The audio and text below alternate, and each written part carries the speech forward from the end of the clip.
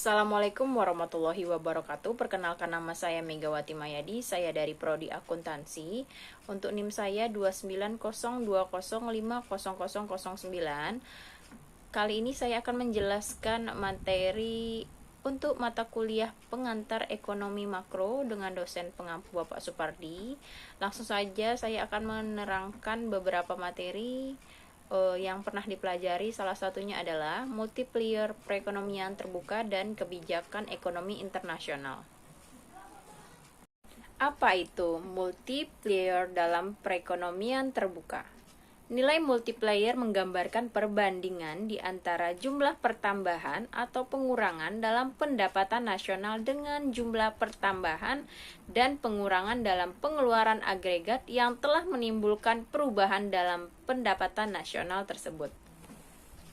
Pengertian perekonomian terbuka. Apa itu ekonomi terbuka?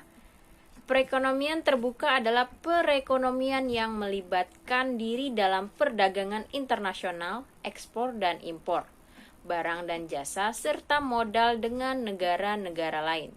Pada sistem ekonomi yang terbuka, terdapat kemungkinan dari produsen untuk melakukan kegiatan ekspor barang dan produk dagangan dengan tujuan pasar-pasar di negara lain, atau sebaliknya melakukan kegiatan impor atas bahan mentah dan bahan penolong serta mesin atau barang jadi dari luar negara. Sistem perekonomian terbuka. Pada sistem perekonomian terbuka, produsen memiliki hak untuk melakukan kegiatan penjualan produk atau barang ke negara-negara lain, ekspor, dan juga sebaliknya, yaitu melakukan kegiatan pembelian produk atau barang yang berasal dari luar negeri atau impor. Kegiatan ini juga memicu sistem perekonomian yang semakin tanpa batas ditunjukkan oleh lembaga perbankan dan keuangan, juga turut mengikuti perkembangan transaksi yang mendukung kegiatan ekspor dan impor tersebut. Gimana sih mekanisme ekonomi terbuka ini? Dalam diagram virtual flow terdapat pasar-pasar yang mempengaruhi kegiatan ekonomi. Pasar-pasar tersebut meliputi pasar barang, pasar tenaga kerja, pasar uang dan lembaga keuangan, serta pasar luar negeri. Adapun faktor-faktor yang menentukan ekspor dan impor. Ekspor, suatu negara dapat mengekspor barang produksinya ke negara lain apabila barang tersebut diperlukan negara lain dan mereka tidak dapat memproduksi barang tersebut atau produksinya tidak dapat memenuhi keperluan dalam negeri. Impor, suatu negara dipengaruhi oleh tingkat pendapatan masyarakat. Semakin tinggi pendapatan, semakin banyak impor yang akan dilakukan. Inflasi juga dapat menyebabkan secara keseluruhan barang buatan dalam negeri menjadi lebih mahal. Adapun faktor-faktor perekonomian terbuka, yang pertama adalah perbedaan dalam faktor produksi. Kedua, motif keuntungan yang diperoleh dalam perdagangan.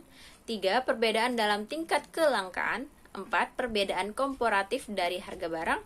Yang kelima, perbedaan dalam kemampuan untuk produksi.